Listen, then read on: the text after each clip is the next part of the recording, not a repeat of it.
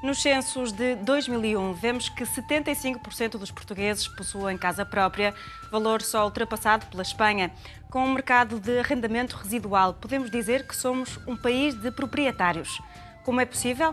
Para respondermos a esta questão, temos que saber quem são os agentes catalisadores da geração e da captura das mais-valias. Já em 1996, o Plano Nacional de Ação Habitação referia a disparidade entre os preços da habitação e os rendimentos das famílias. Em Portugal, a aquisição de casa própria correspondia a 7 anos de vencimento médio.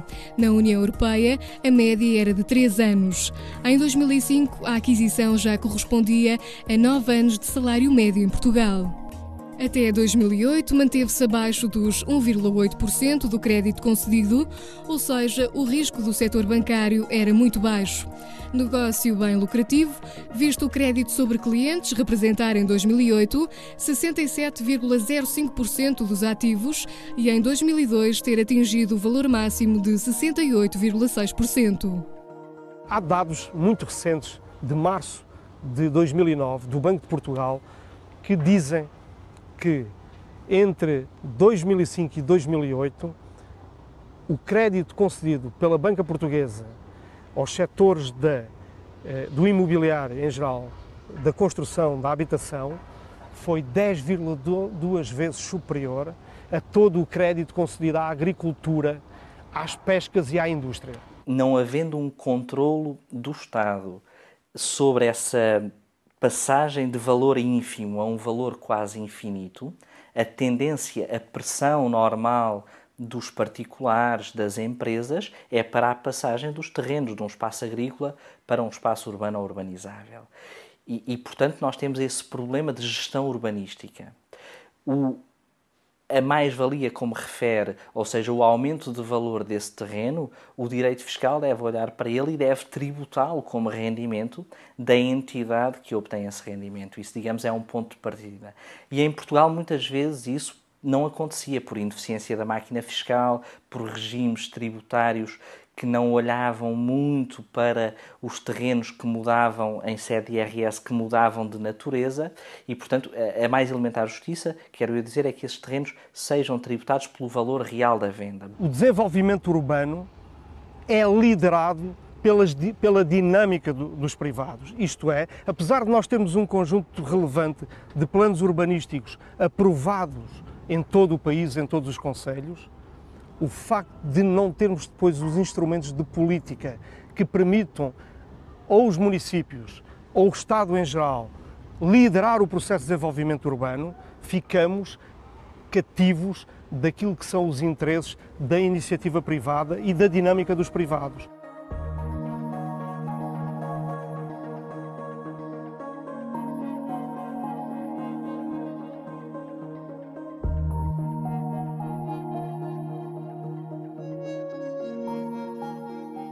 De acordo com o Instituto Nacional de Estatística, a percentagem de pessoas que têm um crédito à habitação mais do que duplicou entre 1981 e 2001. O total de novos alojamentos adquiridos neste período foram de 1.121.399 fogos. 55% recorreram a crédito bancário. Se nós formos olhar para o processo que vai desde que um solo muda de rústico para urbano, até que percorrendo todo o percurso há qualquer coisa que é lá construído e no fim há digamos, utilizador final que adquire aquela casa ou adquire aquele bem imobiliário, percebemos que em várias fases do processo a banca está sempre presente. Normalmente a primeira intervenção faz em solos que não têm construtibilidade nenhuma associada, isto é, solos rústicos. E depois que tenha, sobretudo, tempo para esperar e que tenham tempo para fazer o trabalho seguinte, que é pressionar ao nível da administração para que aconteçam as mudanças de uso que são fundamentais para que se permitam, para que possam capturar as tais mais-valias. E um dia acontece que há um projeto que finalmente, ou por força de legislação como esta do SPIN, ou por outra via qualquer, de repente é possível obter edificabilidade para lá. Dependendo dos índices que, digamos, conseguiu garantir para aquele seu projeto, a valorização que teve imediatamente do terreno pode ser muito diferente, mas é sempre muitíssimo elevada. E há aqui uma coisa que é extraordinária, é que esta entidade que fez esta mudança e que conseguiu esta classificação, pode nunca construir lá coisa nenhuma. Pode, neste exato momento, fazer a venda de todo aquele potencial de construção e vende com aquela, digamos, com aquela carga associada. E esta mais-valia? Esta mais-valia escapa quase na sua totalidade à tributação. Porquê? É muito porque ela não está assumido a sua existência e a administração não tem nenhum mecanismo que a permita tributar. Pegamos num terreno, numa zona periurbana, de 1 hectare que foi comprado por 50 mil euros em 1990. Em 1999, o PDM integrou o terreno em perímetro urbano e foi classificado como urbanizável. Ficou com os seguintes índices: índice de utilização 0,60, índice de construção 0,70, número máximo de pisos 4. Deu-se a venda do terreno com base nos índices aprovados pelo valor de 500 mil euros. A escritura foi feita pelo valor da compra, 50 mil euros. Logo, as mais-valias de 450 mil euros não foram tributadas.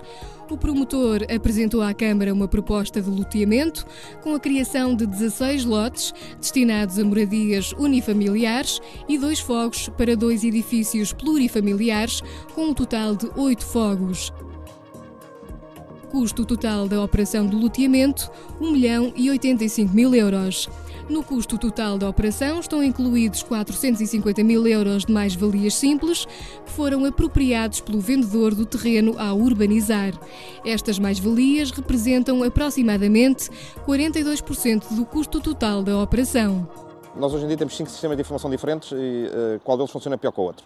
Que é o cadastro da propriedade, é a inscrição nas finanças, é a conservatória do registro predial, é o planeamento que existe no papel e são os registros das licenças com direitos adquiridos efetivos. Portanto, temos 5 sistemas de informação que não jogam uns com os outros.